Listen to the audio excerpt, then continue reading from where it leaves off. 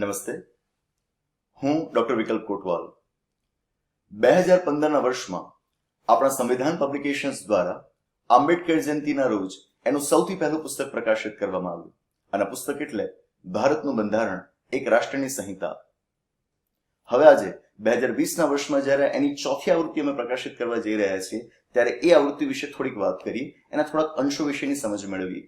ભારતના બંધારણના અનુચ્છેદ 370 હેઠળ જે જમ્મુ કાશ્મીર રાજ્યને વિશેષ દરજ્જો આપવામાં આવ્યો હતો, એ દરજ્જો નાબૂદ કરવામાં આવ્યો. 370માં અનુચ્છેદનું સાચું કાનૂની અર્થઘટન શું? બંધારણની વાત આવતી હોય ત્યારે આપણે નો કોન્ફિડન્સ મોશન એટલે કે અવિશ્વાસના પ્રસ્તાવ વિશેની વાત કરતા હોઈએ, પરંતુ અવિશ્વાસના મત સાથે, એના વોટ સાથે સંકળાયેલો વધુ એક ખ્યાલ એટલે અવિશ્વાસનો રચનાત્મક મત, constructive motion of no confidence. આ બાબતની ચર્ચાઓ આપણા દેશમાં છેલ્લા અમુક સમયની અંદર માથું ઉંચકી રહી છે, પરંતુ એના વિશે વિદ્યાર્થી મિત્રોને પૂરતી માહિતી હોતી નથી. આ પુસ્તકની અંદર આપણે એ માહિતી પણ આપવા જઈ રહ્યા છીએ.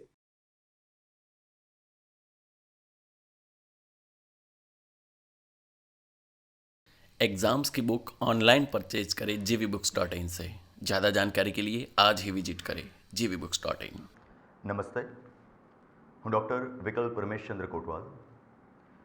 ઇન્ટરનેટની સવલતથી ઊભા થયેલા અવસરનો લાભ લઈને આજે ગુજરાતી વિદ્યાર્થીના આ પ્લેટફોર્મ ઉપર હું આપની સમક્ષ જાહેર સેવાઓની સ્પર્ધાત્મક પરીક્ષાઓના સંદર્ભમાં ચોક્કસ ચર્ચાઓ કરવા માટે ઉપસ્થિત થયો છું. ગુજરાત રાજ્યની અંદર જો આપણે જોઈએ તો છેલ્લા અમુક વર્ષોમાં જાહેર સેવાઓની સ્પર્ધાત્મક પરીક્ષાઓનો એક ચોક્કસ માહોલ તૈયાર થયો છે અને એક ચોક્કસ વાતાવરણ ઊભું થયું છે. પરંતુ વ્યાખ્યાતા તરીકેના મારા અંગત અનુભવે કહું તો આ માહોલમાં, આ વાતાવરણમાં હજુ ક્યાંક પરિપક્વતાની ઉણપ વર્તાય છે. અને એ ઉણપ વધુ વર્તાતી જોવા મળે છે વર્ગ 1-2ની પરીક્ષાઓની તૈયારી કરનારા વિદ્યાર્થીઓની અંદર. પરીક્ષાઓ કોઈ પણ હોય, પણ જ્યારે વાત આવે વર્ગ 1-2ની પરીક્ષાઓની, સવાલ થોડોક વધુ સંવેદનશીલ બની જતો હોય. કારણ કે તક ક્યારેક જ મળતી હોય આ પ્રકારની પરીક્ષાઓ આપવાની, અને જો એમાં પણ યોગ્ય પરિપક્વતાના અભાવે આપણે ક્યાંક ભૂલ કરી બેસીએ તો નુકસાન પ્રમાણમાં લાંબુ, પ્રમાણમાં મોટું થતું હોય. તો એને જ ધ્યાનમાં રાખીને આ પરીક્ષાઓની તૈયારીઓ દરમિયાન કઈ બાબતો ઉપર વિશેષ ભાર મૂકો અને કઈ બાબતોને વિશેષ ધ્યાન પર લેવી, એની ચર્ચા હું આપની સમક્ષ કરીશ. ખાસ ધ્યાનમાં રાખીએ કે આ પરીક્ષાઓનો એક મુખ્ય સિદ્ધાંત છે સેલ્ફ સફિશિયન્સી, સેલ્ફ ડિપેન્ડન્સી, સ્વ આશ્રિતપણું. અહીં આગળ વિદ્યાર્થી પોતે કેટલો સભાન છે અને પોતે કેટલી તૈયારીઓના ઊંડાણમાં જવામાં માને છે, એના આધાર ઉપર જ એની સફળતાના માપદંડ નક્કી થતા હોય. પરંતુ પ્રશ્ન અવારનવાર ઊભો થતો હોય કે આ સ્વ આશ્રિતપણું ઊભું કરવું કેવી રીતે, વિષયોના ઊંડાણને પહોંચવા કેવી રીતે, સંશોધન કરવું કેવી રીતે. એક ઉદાહરણ દ્વારા આપણે સમજવાની કોશિશ કરીએ. વર્ગ 1-2ની સ્પર્ધાત્મક પરીક્ષાઓમાં પ્રાથમિક પરીક્ષા હોય, મુખ્ય પરીક્ષા હોય કે ઇન્ટરવ્યૂ હોય, ત્રણેય તબક્કાઓની અંદર વિવિધ વિષયો આપણી સમક્ષ આવતા હોય. દરેક વિષયનું પોતાનું એક અલાયદું સ્થાન છે, દરેક વિષયનું પોતાનું એક અલાયદું મહત્ત્વ છે. પરંતુ આ વિષયો પૈકીના એક વિષયની જો આપણે વાત કરીએ, વિષયનું નામ છે ઇન્ડિયન પોલિટી એન્ડ ગવર્નન્સ, ભારતીય રાજ્ય વ્યવસ્થા અને તેનો વહીવટ. આ વિષયના હાર્દ સમા ભારતના બંધારણની જ્યારે વાત આવતી હોય, ધ કોન્સ્ટિટ્યુશન ઓફ ઇન્ડિયાની વાત આવતી હોય, વિષયનું મહત્ત્વ પરીક્ષામાં ખૂબ છે, એ દરેક જણ જાણે છે. પરંતુ અવારનવાર અનુભવાય છે કે વિદ્યાર્થીઓ આ વિષયને યોગ્ય રીતે સમજી શકતા નથી, વિષયને યોગ્ય રીતે પામી નથી શક્યા હોતા. વિષય ક્યાંક એમને અઘરો લાગતો હોય. આ વિષયની તૈયારી કઈ રીતે કરી શકાય એનું એક સામાન્ય ઉદાહરણ આપણે લઈએ. ગુજરાત રાજ્યની અંદર એક માનસિકતા એવી જોવા મળે છે કે ભારતનું બંધારણ એટલે ફક્ત તેના અનુચ્છેદો. એ બહુ ભૂલ ભરેલી માન્યતા છે. અનુચ્છેદો તો ક્રમ માત્ર છે. કદાચ અનુચ્છેદોને આપણે યાદ પણ રાખી લઈએ, એનાથી બંધારણનો અભ્યાસ કર્યો એવું ક્યારે ન કહેવાય. ભારતના બંધારણ વિશે એવું કહેવાય છે કે it is the living document, તે એક જીવંત દસ્તાવેજ છે.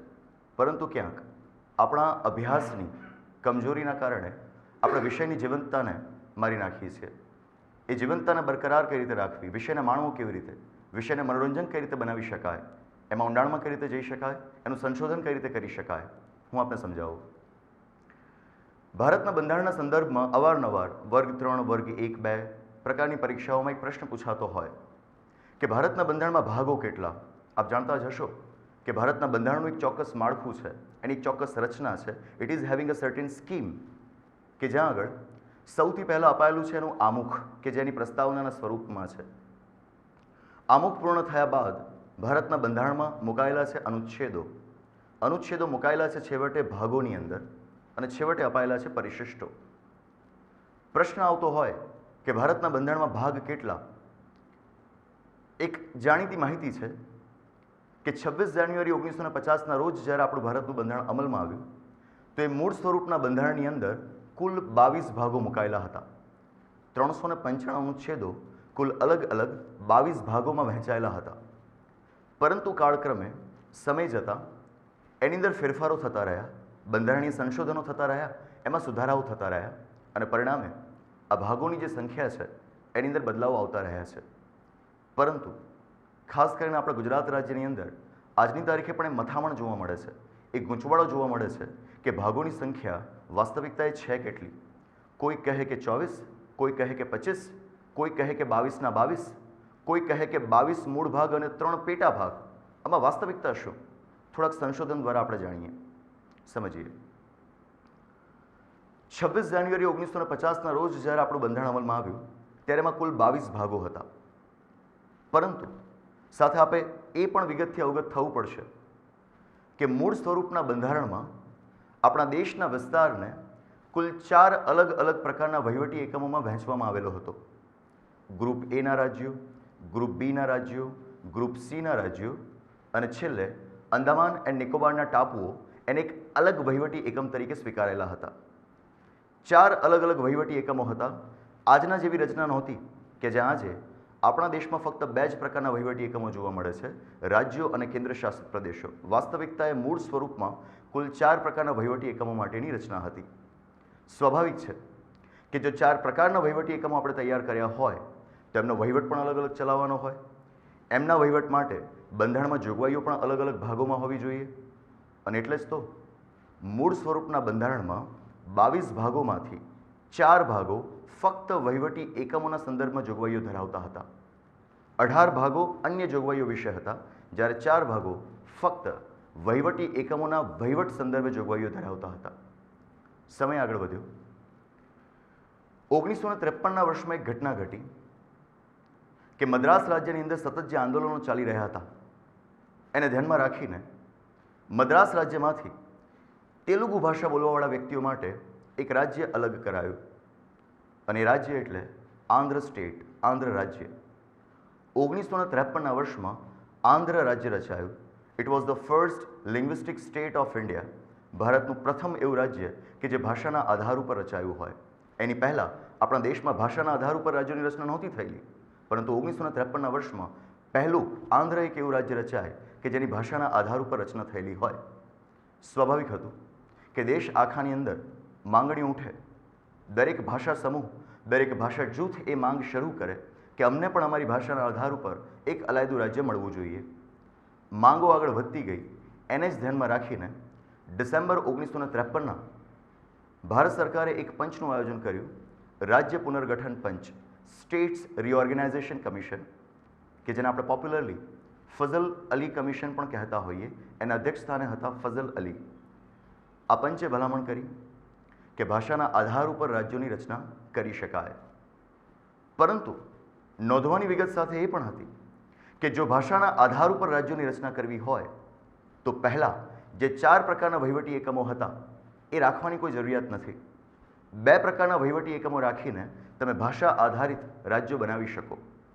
એમની ભલામણો સ્વીકારી લેવામાં આવી અને એમની જ ભલામણોને યોગ્ય એવું બંધારણીય સ્થાન આપવા માટે વર્ષ 1956માં આપણા બંધારણમાં થાય છે 7મો સુધારો. આ 7મા સુધારા દ્વારા 4 પ્રકારના વહીવટી એકમોના સ્થાને ભાષાના આધાર ઉપર 2 પ્રકારના વહીવટી એકમો તૈયાર કરવામાં આવ્યા. સ્વાભાવિક હતું કે જો હવે વહીવટી એકમો જ 4 પ્રકારના ન રહ્યા હોય, વહીવટી એકમો હવે આપણે રાખવાના હોઈએ ફક્ત 2 પ્રકારના, તો બંધારણમાં તમારે 4 વહીવટી એકમો માટે 4 ભાગ રાખવાની જરૂરિયાત ન રહે, 2 ભાગ રદ કરવા પડે. અને એટલે જ તો 1956ના 7મા સુધારા દ્વારા આપણા બંધારણમાંથી 2 ભાગ રદ થાય છે, ભાગ 7, ભાગ 9. અને તેથી જ ભાગોની સંખ્યા 22થી ઘટીને થઈ ગઈ 20. નોંધનીય વિગત છે કે ભારતનું બંધારણ 20 ભાગો સાથે 20 વર્ષ અમલમાં રહ્યું. 1976ના વર્ષમાં કટોકટીના સમયગાળામાં આપણા બંધારણમાં કરવામાં આવ્યો કદાચ અત્યાર સુધીનો સૌથી ચર્ચાસ્પદ અને સૌથી વિવાદાસ્પદ એવો સુધારો કે જેને આપણે મિની કોન્સ્ટિટ્યુશન તરીકે પણ ઓળખીએ છીએ એ જ 42મો સુધારો. 42મા સુધારા દ્વારા આપણા બંધારણની અંદર દાખલ કરાયો ભાગ 4A કે જે મૂળભૂત ફરજો વિશે છે. આપે જાણતા જ હશો કે બંધારણના મૂળ સ્વરૂપમાં મૂળભૂત અધિકારો અપાયેલા હતા, મૂળભૂત ફરજો નહીં, અને આ જ મૂળભૂત ફરજો ઉમેરવામાં આવી 1976ના 42મા સુધારા દ્વારા. ભાગોની સંખ્યા થાય 21, પરંતુ એ સાથે જ 42મા જ સુધારા દ્વારા બંધારણના ભાગ 14ની પાછળ વધુ એક નવો ભાગ દાખલ થાય, ભાગ 14A, that is about tribunals. ભાગ 14 that is about services under the union and the states, સંઘ અને રાજ્યો હેઠળની સેવાઓ, જેને આપણે જાહેર સેવાઓ કહેતા હોઈએ, કંઈક એને જ લગતો એક ભાગ, ભાગ 14A ટ્રિબ્યુનલ્સ વિશે 42મા સુધારા દ્વારા દાખલ થયો. ગણતરી આપણે માંડી શકીએ કે ફરી એકવાર આપણા બંધારણમાં 42મા સુધારા સાથે ભાગોની સંખ્યા થઈ જાય 22. સમય આગળ વધતો ગયો. ગુજરાત રાજ્યની અંદર પરીક્ષાઓની તૈયારી કરનારા વિદ્યાર્થીઓ એક પ્રકરણનો ખાસ અભ્યાસ કરતા જ હોય, અને પ્રકરણ છે પંચાયતી રાજ, સ્થાનિક સ્વરાજ. અને આ જ પ્રકરણના અભ્યાસ દરમિયાન એક વિગત આપણે હંમેશા મેળવી હોય, અને એ વિગત એટલે કે જેવી સ્થાનિક સ્વરાજની સંસ્થાઓ, પંચાયતો અને નગરપાલિકાઓ વિશે આજે આપણા બંધારણમાં માળખાકીય જોગવાઈઓ જોવા મળે છે, એવી જોગવાઈઓ મૂળ સ્વરૂપના બંધારણમાં નહોતી, એ પાછળથી ઉમેરવામાં આવી છે. 1992ના વર્ષમાં 73મો સુધારો થયો, જેના દ્વારા બંધારણમાં એક ભાગ દાખલ થયો, ભાગ 9. ભાગ 9 કે જે પંચાયતો વિશે હતો, આજે પણ છે. 1992ના જ વર્ષમાં આપણા બંધારણની અંદર થયો વધુ એક સુધારો, 74મો સુધારો, કે જેના દ્વારા બંધારણમાં દાખલ થાય ભાગ 9A કે જે નગરપાલિકાઓ વિશે હતો, આજે પણ છે.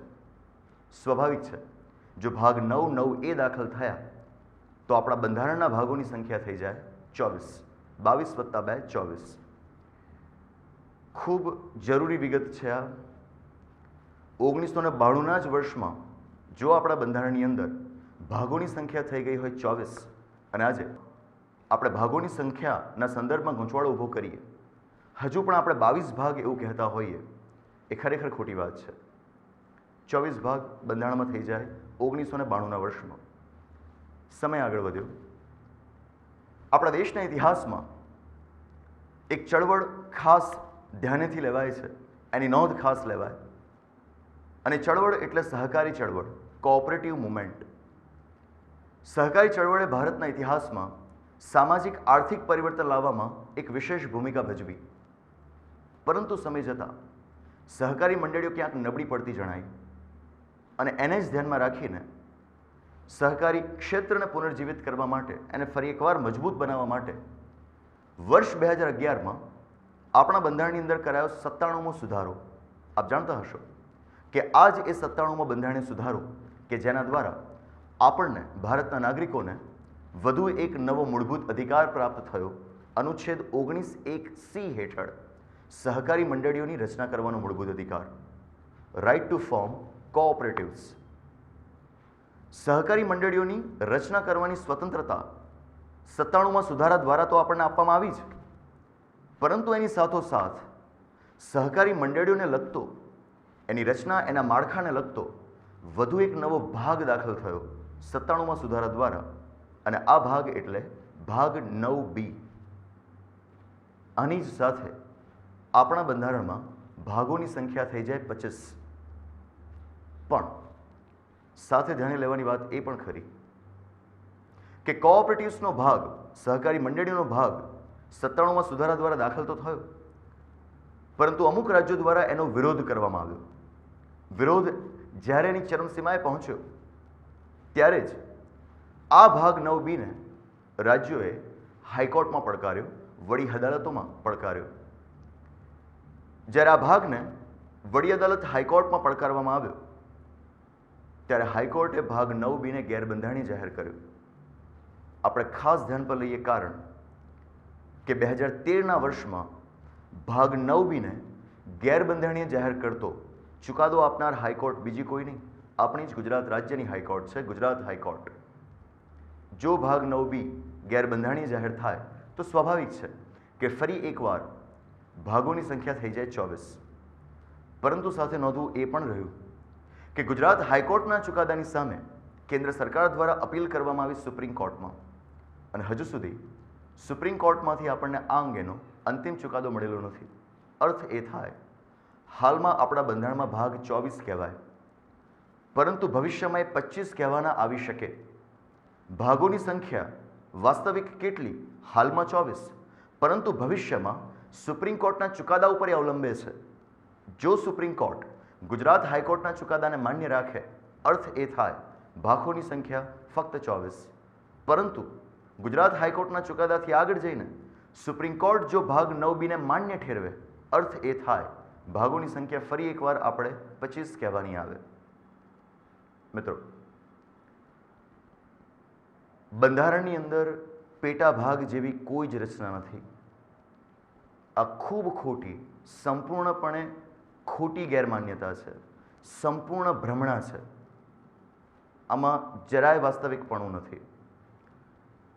એક ખોટો પ્રયત્ન કરવામાં આવતો હોય પુસ્તકો દ્વારા, વ્યાખ્યાતાઓ દ્વારા, વિદ્યાર્થી વર્ગ દ્વારા, કે બંધારણની અંદર આલ્ફાબેટિકલ ઓર્ડરવાળા જે કોઈ પણ ભાગો છે એમને એ લોકો પેટા ભાગ ગણાવતા હોય.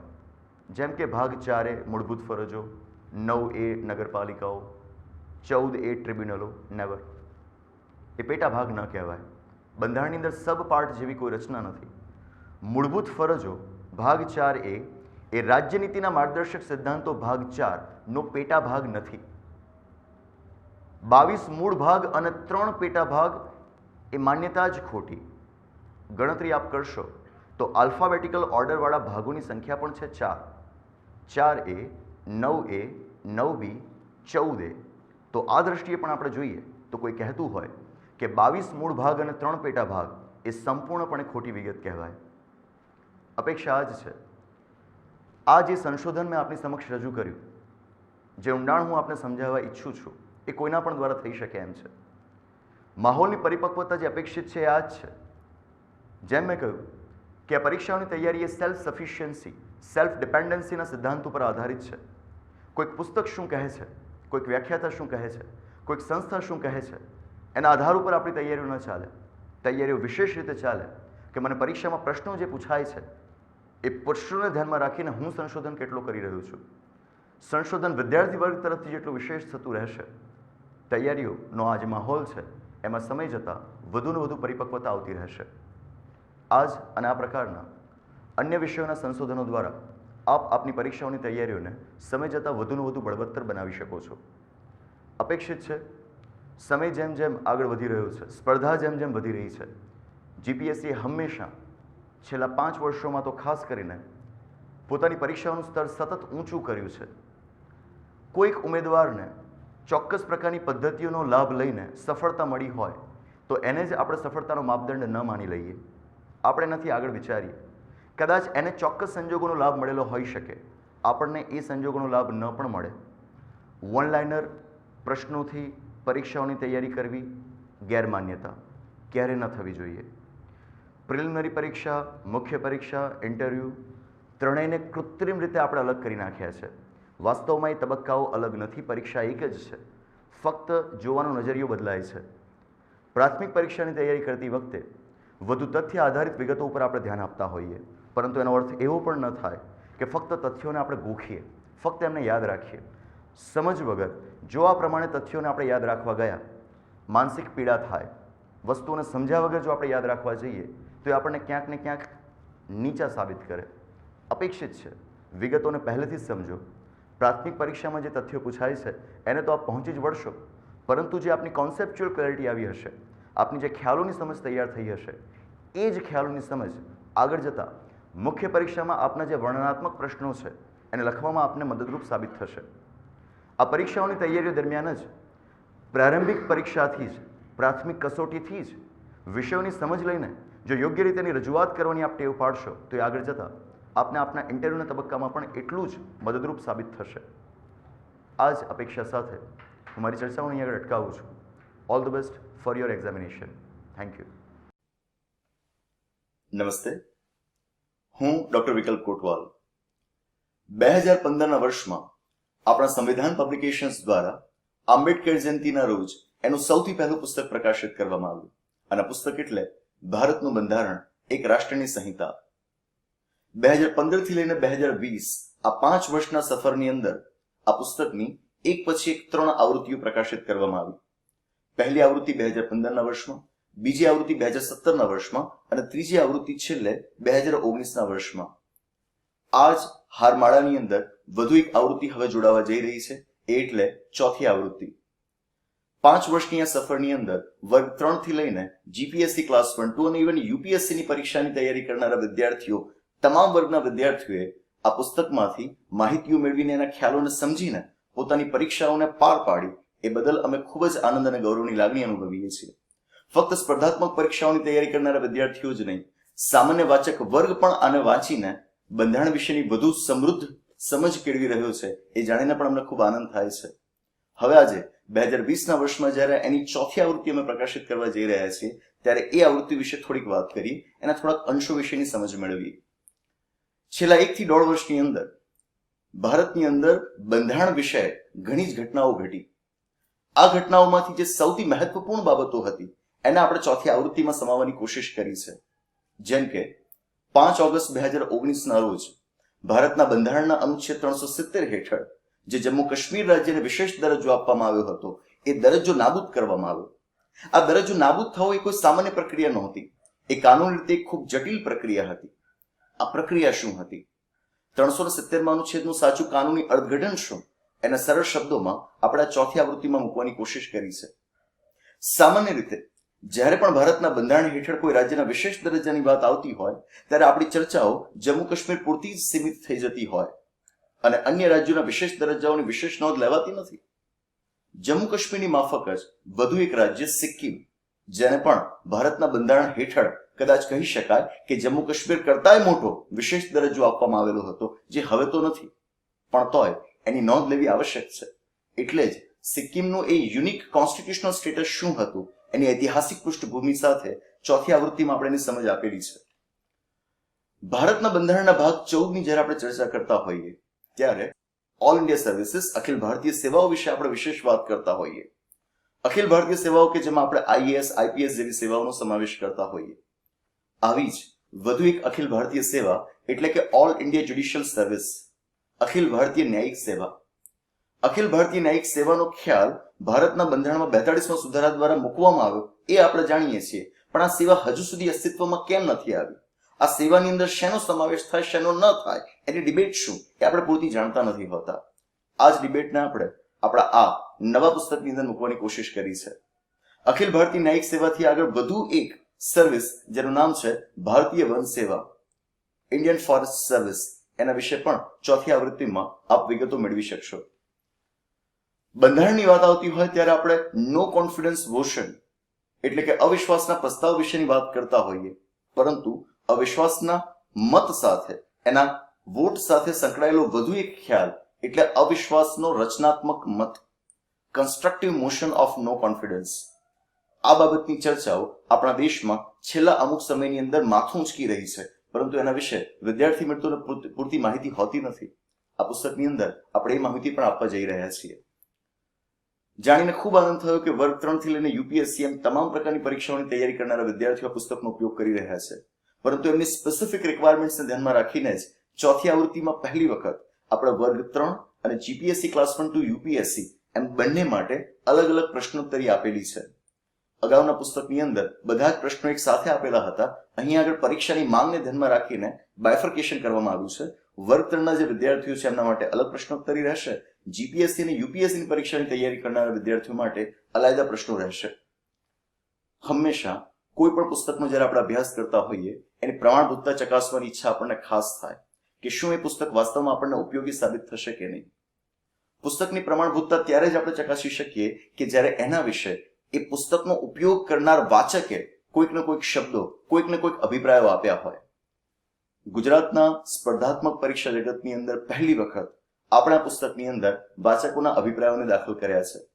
આઈએએસ ઓફિસર હોય કે ડીવાયએસપી, કે મામલતદાર હોય કે વર્ગ 3 કક્ષાએ ડેપ્યુટી મામલતદાર કે જુનિયર ક્લર્ક હોય, આ તમામ વાચક મિત્રોએ આપણા આ પુસ્તકનો ઉપયોગ કરીને કઈ રીતે પોતાની પરીક્ષામાં એનો લાભ મેળવ્યો છે એમના અભિપ્રાયો એમના શબ્દોની અંદર પહેલી વખત આપણા પુસ્તકની અંદર રજૂ કરવા જઈ રહ્યા છીએ. આ પુસ્તકની એક પરંપરા રહી છે કે એણે એક સમૃદ્ધ ભાષા શૈલી અને એક ઉચ્ચતમ કોટીનું કહી શકાય એવું સાહિત્ય સ્પર્ધાત્મક પરીક્ષા જગતની અંદર દાખલ કર્યું છે. અગાઉની 3 આવૃત્તિઓએ આપનો પ્રેમ, આપનો સહકાર, આપનો વિશ્વાસ કેળવ્યો છે. આશા રાખીએ કે આ ચોથી આવૃત્તિ આ જ પરંપરાને આગળ ધપાવે.